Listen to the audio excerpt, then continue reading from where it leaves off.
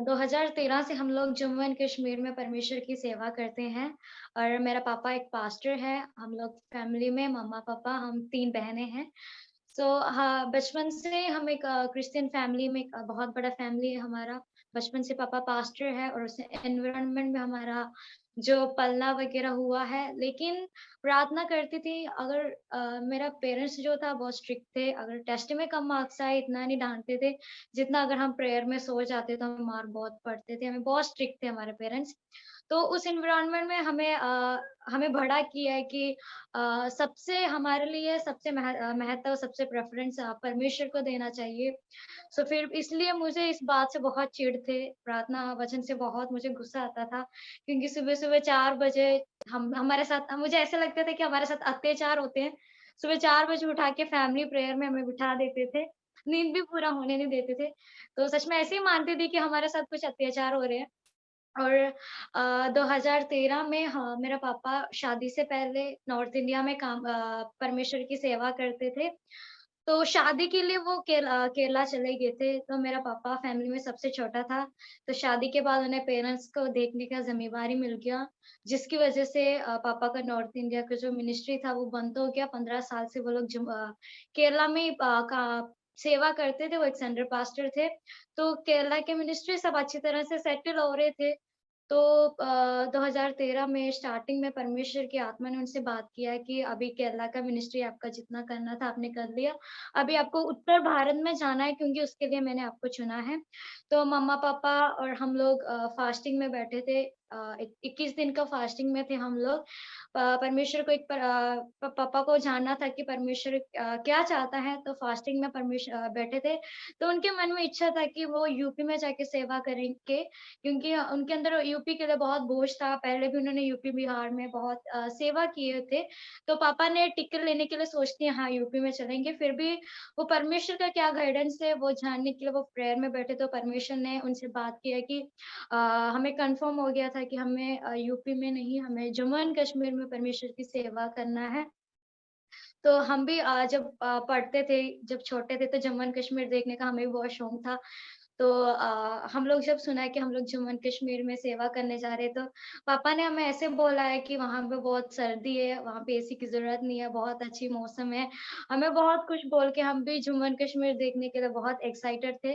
लेकिन जैसे हम लोग जम्मू एंड कश्मीर में पहुँच गए, यहाँ का डिग्री था अबव 40 डिग्री, तो हम लोग पापा को देखने लगे, घूरने लगे, आप हमें कहाँ लेके आ गया? तो 1 महीने तक हम बस रोते थे, आप हमें कहाँ लेके आ गए? आप क्या बोल के हमें लेके आए थे, लेकिन यहाँ पे क्या हो रहा है? तो हम बिल्कुल मतलब कि इस चीज़ से बहुत पापा से बहुत नाराज़ थे। तो पहले मेरे पापा जम्मू में एक स्कूल के साथ अटैच होके काम करते थे, वो स्कूल में पढ़ाते थे। तो उसके बाद 1 साल तक पापा ने 1 साल के आधा साल तक पापा ने स्कूल में काम किया। और उसके बाद पापा ने बोला कि स्कूल छोड़ दिया कि हमें परमेश्वर की सेवा करना चाहिए। तो सेवा में निकलने से पहले पापा ने परमेश्वर से एक बात की थी कि परमेश्वर आप हमें जम्मू एंड कश्मीर में लेके जा रहे हैं, आपकी गाइडेंस से मैं अपने बच्चे को लेके जा रहा है। जब पापा ने पूरे फैमिली में बताया कि मैं जम्मू एंड कश्मीर में सेवा के लिए जा रहा हूँ फैमिली के साथ, तो सभी ने बोला कि आप क्या पागल हो गए हो? तुम क्या पागल हो गए हो? चलो तू जाना है तो चले जाओ, तुम्हारी 3 बेटियों को यहाँ पे छोड़ के तुम चले जाओ। अगर तुम तीनों लड़कियों को लेके जा रही हो, तो तुम्हें पता है तुम्हारी 3 लड़कियाँ हैं, तो इसका मतलब तू पागल है, तो अपनी बेटियों को कम से कम उनको तो बख्श दो, उनको यहाँ पे छोड़ दो। पापा ने कहा नहीं, हम फैमिली परमेश्वर की सेवा करेंगे। तो यहाँ पे जम्मू बॉर्डर में आए हम लोग परमेश्वर की सेवा करने लगे। तो उसके बाद यहाँ पे जिस साल हम लोग यहाँ पे आए, उस टाइम बहुत यहाँ पे पाकिस्तान और इंडिया का बहुत ज़्यादा लड़ाई होते थे। तो फायरिंग वगैरह, शेलिंग वगैरह गिरते थे, तो रात-रात कर हम जाग के प्रार्थना करते, हमें नींद नहीं आते थे, हमें बहुत डर लगते थे। हम तीनों बहनें बिल्कुल डरे हुए होते थे, रात को सोते नहीं थे, काफ़ी ज़्यादा रोते थे। तो उसके बाद हमें बिल्कुल भी मिनिस्ट्री का बिल्कुल बोझ नहीं था कि परमेश्वर की क्या बुलाहट है। उसके बाद हम धीरे-धीरे मिनिस्ट्री में निकलने लगे, तो हमें पता चला कि बहुत सारे लोग हैं जो सच्चाई से अनजान है, अपने जीवन को कैसे भी करके उन्हें ख़त्म करना है, जीवन से थके हुए लोग जब हम लोग यहाँ पे आए, तो हम लोग जब प्रार्थना करने लगे, जब हम सत्संग करते तो हमारे इर्द-गिर्द के जितने भी लोग हैं, वो लोग देखते थे कि यहाँ पे क्या चल रहा है, क्योंकि यहाँ पे कोई भी विश्वासी लोग नहीं थे, कोई भी चर्च नहीं थे। जब हम इंस्ट्रूमेंट्स बजा के प्रार्थना करते तो लोग कुछ नया हो रहा है सोच के हमारे पास आते थे। तो हम लोग मेरे पापा उनको सुसमाचार सुनाते थे, तो उनके लिए प्रार्थना करते थे, तो उनके लिए एक नया एक्सपीरियंस था। तो हमें पता चल शैतान जो है उन्हें किस प्रकार से उन्हें जो अपने गुलाम में रखे हुए हैं, शैतान की गुलामी में लोग यहाँ के लोग कैसे कि अगर एक पत्थर भी सामने रखे हो तो उसकी पूजते थे। तो हमें पता चल गया कि यहाँ पे जो लोग हैं बहुत सच्चाई से बिल्कुल अनजान हैं। तो उस वक़्त हमें बहुत दुःख लगा, फिर भी अ, हम मम्मा-पापा हमारी सेवा करते थे, हम लोग बस बाइबल पढ़ते, प्रार्थना करते थे, इतना हमें हमें सेवकाई में इतना इंडल्ज नहीं थे। तो उस वक़्त हम लोग एक कैंप में गए, कैंप में जाके उन्होंने जोशुआ के बारे में बताया कि जोशुआ के बारे में उन्होंने हमें स्टडीज़ दी, तो उसमें मुझे जोशुआ की एक बात जो है बहुत चैलेंजिंग लगी। उस टाइम मैं 12 साल की थी, तो जो जोशुआ की जो बात थी मुझे ये अच्छी लगी कि मैं और मेरा परिवार यहोवा की सेवा करूँगा।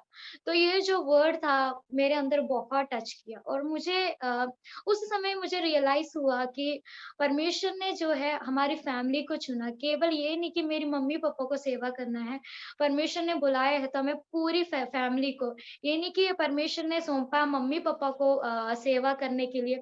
तो उस समय मुझे रियलाइज़ हुआ कि परमेश्वर ने मेरी मम्मी-पापा को नहीं, पूरे फैमिली को पूरे घराने को परमेश्वर की सेवा के लिए बुलाया है। तो उस वक़्त जो हमें टीच कर रहे थे, उन्होंने मुझसे पूछा वो जो नया नियम में जो एक वचन है एक व्यक्ति यीशु के पास आए, यीशु के पास आके बोला रब्बी स्वर्ग राज्य में जाने के लिए हमें क्या करना चाहिए? तो तो परमेश्वर ने कहा कि तुम अपनी सारी संपत्ति को बेचकर कंगालों को बाँटो। तो उन्होंने जो टीचर हमें पढ़ा रहे थे, वो मेरी तरफ देख के पूछा कि अगर प्रभु यीशु मसीह आपको कहे कि आप अपनी सारी संपत्ति को छोड़कर परमेश्वर की सेवा करने के लिए आएँगे, तो आप आओगे? तो उस वक़्त मैं सोच में पड़ गई, मैंने पीछे देखा तो मेरे लिए क्या है? मुझे अपना बोलने के लिए क्या है? मेरा फैमिली नहीं है, खुद का घर नहीं है, तो मुझे बहुत अच्छा लगा। मैंने बोला कि देखो परमेश्वर ने हमें बुलाया परमेश्वर की सेवा के लिए। मैं अभी भी याद करती हूँ कि 2 सूटकेस लेके हम लोग यहाँ पे आए थे। और मैं उनको बोलने लगी कि हमारे पास अपने कहने के लिए कुछ भी नहीं है हमें तो मुझे बहुत खुश हुआ कि अ, हमने जो है परमेश्वर ने जिस प्रकार कहा कि अपनी सारी संपत्ति को छोड़ के परमेश्वर की सेवा करो तो मुझे बहुत अच्छा लगा कि हाँ मैं अपनी सब कुछ हम परिवार अपने सब कुछ संपत्ति अपने परिवार को छोड़कर परमेश्वर की सेवा करने लगे तो ये सब बात मुझे बहुत अच्छा चैलेंजिंग लगा उसके बाद जब मैं 12 साल की थी तो परमेश्वर का बोझ मेरे अंदर बहुत आ गया। तो मैं प्रार्थना करने लगी कि परमेश्वर मैं किस तरह आपकी सेवा करूँ? तो मैं ऐसे छत पे हमारा टेरेस था तो जब शाम को धूप थोड़ा-सा कम हो जाती है तो छत पे चढ़ के क्योंकि जम्मू एंड कश्मीर में बहुत गर्मी होती है, तो जम्मू में बहुत गर्मी होती है तो मैं छत पे राउंड मार-मार के घंटे-घंटे में प्रेयर करती थी। परमेश्वर से प्राप्त करती थी कि मैं बहुत प्रार्थना करती थी और मैं होली स्पिरिट से कहती थी कि मेरी गाइड करो। तो मैं ऐसे घूम-घूम के प्रार्थना करती थी। तो परमेश्वर ने तो उसके बाद मुझे रियलाइज़ हुआ कि परमेश्वर हमें इस्तेमाल करना चाहते हैं। तो हमारे घर में बहुत सारे लोग प्रेयर करने के लिए आते थे। तो मैं पहले उनसे प्रेयर करती थी, प्रार्थना करती थी। प्रार्थना में बैठती थी, उनके लिए प्रार्थना करती थी। लेकिन मैं उनके साथ पर्सनल बात नहीं करती थी, उनकी क्या परेशानी है। मैं लोगों के साथ खुल खुल के बात नहीं करने लगी। उसके बाद मुझे लगा कि मुझे उनके बीच में जाना चाहिए, तो उनके घर में जो आते हैं यूथ्स वगैरह मेरी जैसी लड़के भी हैं, तो उनके उनके पास में बैठ के उनसे बात करती थी और उन्हें मैं प्रार्थना करना सिखाती थी और मैं पेजेस में प्रेयर लिख के उनको देती थी कि आपको ये प्रेयर इस तरह से प्रेयर करनी होती है। तो छोटा-सा कोरस है जो हमारा स्तुति आराधना ऊपर जाती है, वो वाला कोरस भी मैं उनको सिखाती थी और छोटा-सा जो पर्ची है, पेज है, उसमें प्रेयर लिख के मैं दे देती थी। तो मैं ऐसे प्रार्थना करती थी, तो तब मुझे रियलाइज़ हुआ कि हम जितना परमेश्वर के साथ बा कनेक्ट होंगे, जितना परमेश्वर के साथ हम कनेक्ट होंगे, उतना शैतान हमको देखता है। तो मैं देख रही थी कि जितना मैं परमेश्वर के साथ क्लोज़ हो रही हूँ, उतना शैतान मेरे को इस्तेमाल करना चाहते थे। तो मुझे ऐसे दुनियादारी बातों में उलझाना चाहते थे। उस वक़्त मैं प्रार्थना करती थी और हॉली स्पिरिट मेरे को गाइड करते थे। उस समय मैं याद करती हूँ कि किस तरह से पवित्र आत्मा मेरे को गाइड करते थे, आपको वो करना नहीं चाहिए। मुझे खुद अपने कान से आवाज़ आते थे, नो वहाँ पे नहीं जाना। कुछ मेरे साथ ऐसे हादसा होने वाला तो पीछे हट जाओ। मुझे बिल्कुल अगर मैं मम्मी कुछ बोलती तो तो मैं मानती नहीं, तो मेरे अंदर बहुत दर्द आता था। तो कोई बात करते थे, नहीं आपको ऐसा नहीं करना चाहिए। तो उसके बाद मैं तो जो मुझसे बात करती उसकी बात मान के मैं वो चीज़ करती थी। अगर मैं कुछ उल्टा-पुल्टा करती हूँ तो फिर कोई मुझसे बात करती, फिर मैं वापस जाके उसको सीधा करती थी। तो इस तरह से मैंने होली स्पिरिट की गाइडेंस को मैंने खुद एक्सपीरियंस किया है। तो उसके बाद जब मैं बड़ी हुई तो 15 इयर्स की हुई तो उसके बीच में परमेश्वर ने पापा ने स्कूल को छोड़ दिया। उसके बाद कोई भी हमें सपोर्ट करने के लिए नहीं था। तो मैं 6th क्लास में पढ़ती थी, तो मुझे अभी भी याद है हमारे पास बिल्कुल भी पैसे नहीं थे और मम्मा-पापा हम पूरे फैमिली 3 डेज़ फास्टिंग में थे, क्योंकि हमें आगे एडमिशन लेने के लिए 1 महीने हो गए थे। जम्मू एंड कश्मीर में ये है कि 1 साल खत्म हुआ था, नए साल के लिए री-एडमिशन होते थे। तो री-एडमिशन के लिए एक बच्चे के लिए ₹5000 थे। तो हम 3 गर्ल्स थे हमारे परिवार में, तो 1 महीने से हम लोग स्कूल नहीं गए हुए थे, क्योंकि मेरे मम्मा-पापा के पास इतना पैसे नहीं थे कि हमारे लिए री-एडमिशन करें।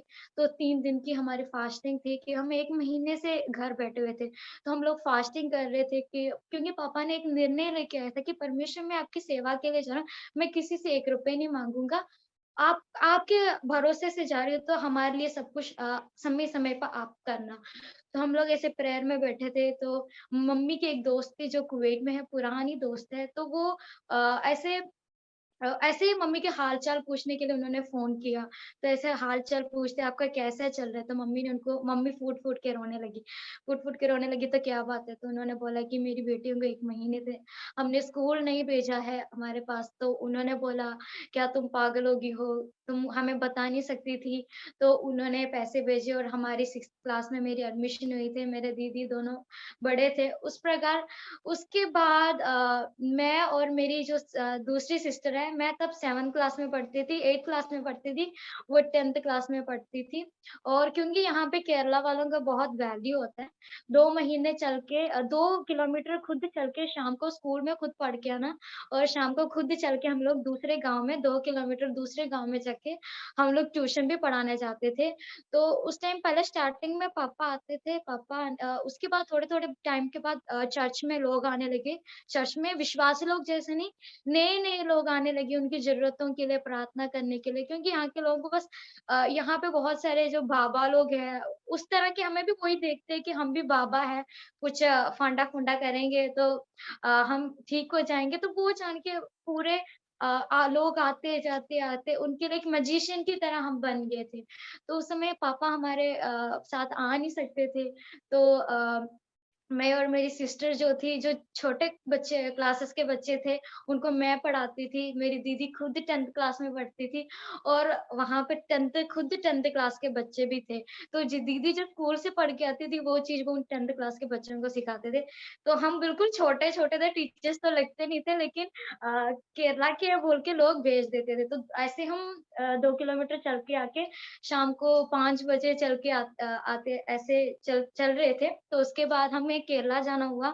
2 महीने केरला में रह के आए थे, जिसकी वज़ह से वो ट्यूशन वग़ैरह बंद हो गया। उसके बाद परमेश्वर धीरे करके हम लोग प्रार्थना करने लगे, क्योंकि हमारे मन में विश्वास था कि परमेश्वर जो है प्रार्थनाओं को सुनने वाला परमेश्वर है। तो हम तीनों सिस्टर्स जो है काफ़ी प्रेयर वग़ैरह करते थे, तो एक-एक हम लोग 5 विषयों के लिए हमने ऐसे ही चिट्स में लिख के हम प्रेयर करने लगे थे। 5 हमारे मेन चीज़ थे। एक तो जम्मू एंड कश्मीर में जम्मू में बहुत गर्मी होती थी, तो हमें पीने के लिए ठंडा पानी नहीं होता था, क्योंकि हमारे पास फ्रिज नहीं था। तो हमारा मेन था फ्रिज। उसके बाद यहाँ पे गर्मियों में बिल्कुल लाइट नहीं रहती थी, तो फैन्स के बिना तो रह नहीं सकते थे।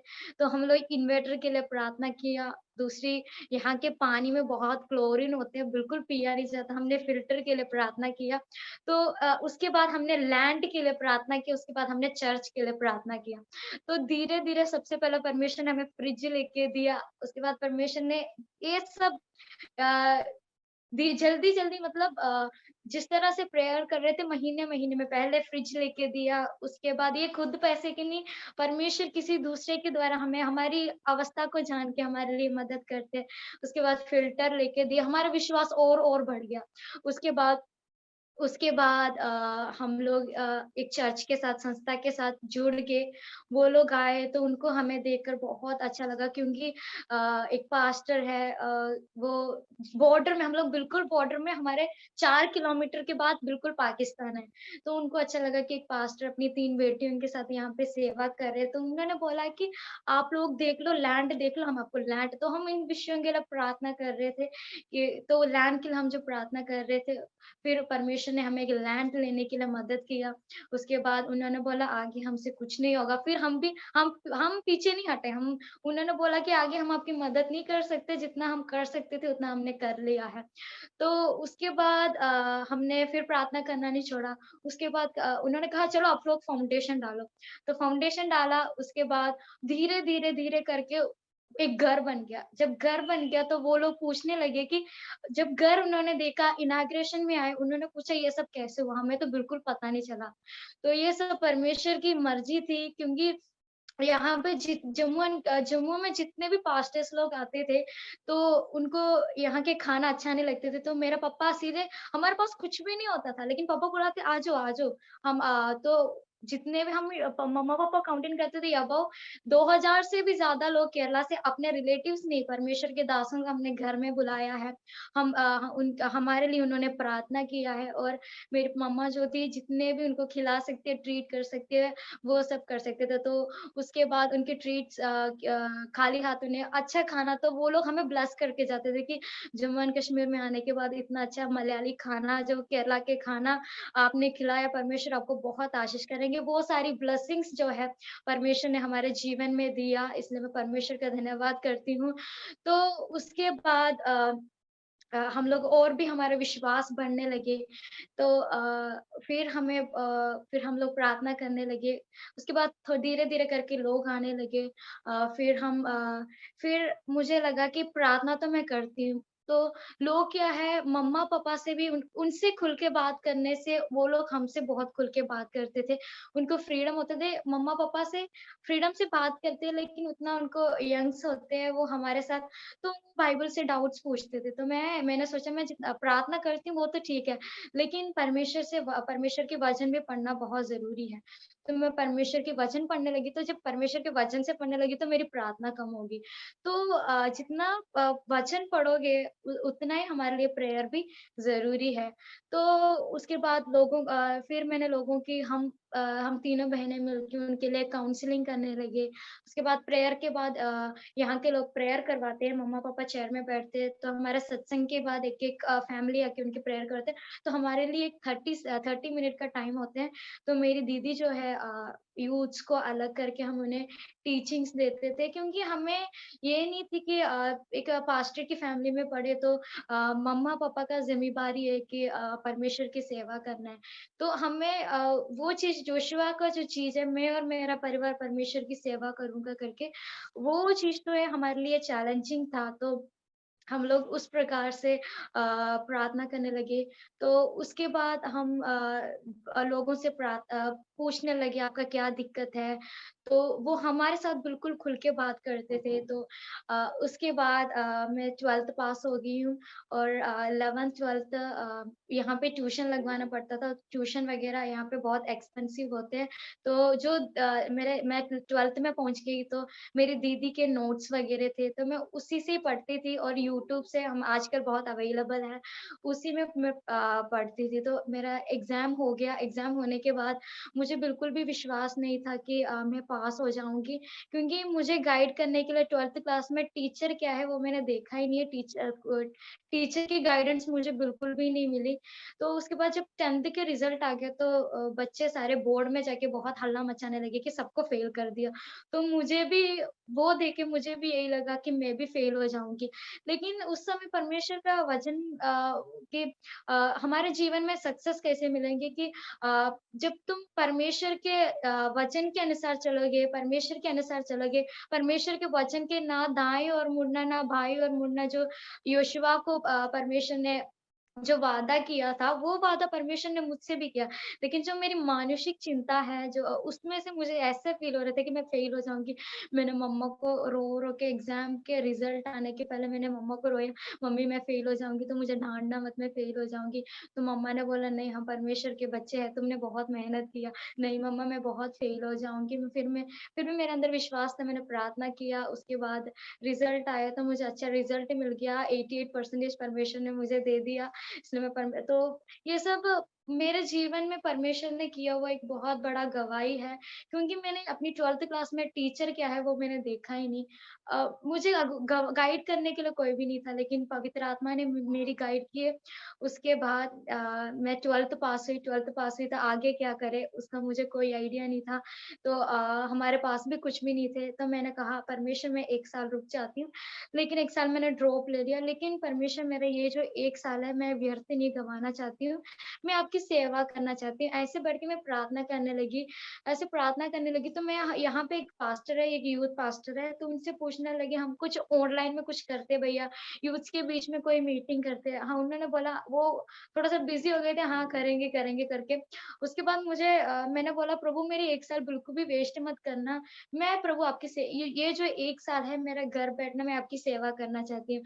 उसके बाद एंजल दीदी ने मेरे को फ़ोन किया कि क्या आप लोग ऐसे कि यूथ है शॉन ने मुझे बोला कि ऐसे कि यूथ मिनिस्ट्री है, क्या तुम इंटरेस्टेड हो? तो मैंने उससे पूछा मैं उस विषय के लिए प्रार्थना कर रही थी कि क्योंकि मैं ऐसे विषय के लिए प्रार्थना कर रही थी कि परमेश्वर मेरा 1 साल वेस्ट ना हो, मैं आपकी सेवा करना चाहती हूँ, मैं कैसे ऑनलाइन प्लेटफ़ॉर्म में पार्टिसिपेट करना चाहती हूँ। तो उसके बाद एंजल दीदी ने मेरे को फ़ोन किया, तब मेरे को पता चला कि परमेश्वर मेरे दिल की इच्छाओं को जानने वाला परमेश्वर है। उसके बाद इसमें भी मैं जुड़ी हूँ, उसके बाद मैं नवंबर में एक कैंप में गई थी मैं। तो उस वक़्त उन्होंने भी मुझे काफ़ी जो हमारी मिनिस्ट्री देख के उन्होंने बोला कि मैं आपको जम्मू एंड कश्मीर में एक यूथ्स का एक मीटिंग है, यूथ्स का एक ऑर्गनाइज़ेशन है, उन्होंने मुझे उसका प्रेज़िडेंट बना दिया। तो हर हफ्ते में मैं उनकी बाइबल स्टडी करवाती हूँ और थर्सडे और हम जम्मू एंड कश्मीर के अलग-अलग विषयों के लिए हर फ्राइडे को हम जम्मू में जितने भी लोग हैं सब में पार्टिसिपेट करके हम लोग जम्मू एंड कश्मीर के लिए प्रार्थना करते हैं और आप लोग प्रार्थना करना हमारी मिनिस्ट्री के लिए प्रार्थना करना परमेश्वर ने जो हमें बोझ दिया है हम लोग परमेश्वर की क्योंकि हम बहुत सेवाएँ करना चाहते हैं। मेरी दीदी जो है दूसरी दीदी वो बेशक वो बीएससी नर्सिंग कर रही है लेकिन वो वहाँ पे भी उसे स्पिरिचुअल रिप्रेजेंटेटिव बना क्योंकि एक दूसरों के लिए एक एग्ज़ाम्पल बनने के लिए परमेश्वर ने परमेश्वर के वचन में कहा है कि तुम यूथ, तुम जवान दूसरों के लिए एक एग्ज़ाम्पल बने। तो वो जहाँ पे पढ़ रही है, तो वो वहाँ पे भी परमेश्वर की सेवा कर रही है, इसलिए मैं परमेश्वर को बहुत धन्यवाद करती हूँ और उसे उसकी सेवकाई को देख के उनके कॉलेज वालों ने उसे स्पिरिचुअल रिप्रेजेंटेटिव बना दिया है। तो हम जहाँ भी हो, हम ये नहीं देखना है कि परमेश्वर की सेवा बुलाहट क्या है क्योंकि हम जब आगे निकलोगे, उसके लिए निकलोगे, तो हमारी क्या खूबी है, मेरी खूबी है कि मैं बहुत बातें कर सकती हूँ, तो मुझे पता चल गया कि मैं परमेश्वर की सेवा अपने मुँह से कर सकती हूँ। तो मेरी ये खूबी है, हमारी जो भी खूबी है, वो परमेश्वर के लिए इस्तेमाल करने के लिए हम लोग कोशिश करना और हमारे लिए प्रार्थना करना और मैं 12th हो चुकी हूँ।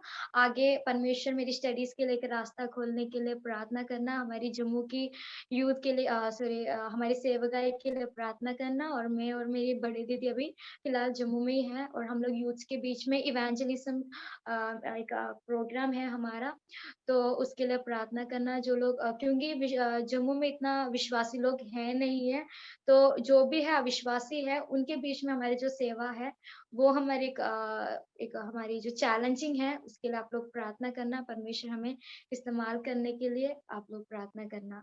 Thank you.